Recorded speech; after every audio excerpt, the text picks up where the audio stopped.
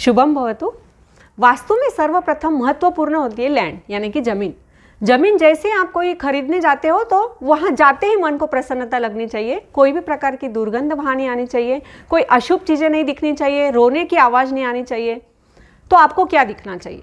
तो देखिए, वहाँ जाते ही अगर आपको कोई गाय की, बछड़े की आवाज़ सुनाई दे, कोई हाथी की, समुद्र की लहरें की आवाज़ सुनाई दे, तो वो ज़मीन अत्यंत शुभ होती है।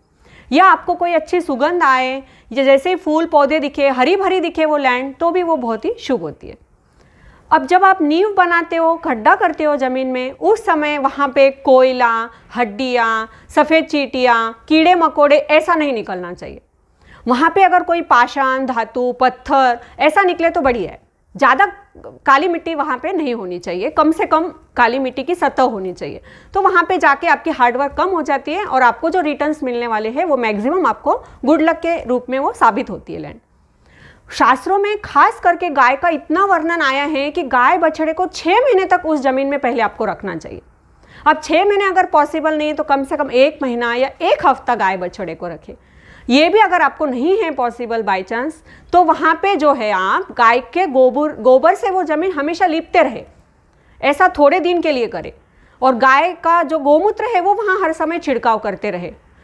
बाद में भी जब आप स्लैब डालोगे, फर्श लगाओगे, प्लास्टर करोगे, हर चीज़ में आपको गोमूत्र का प्रयोग करना है।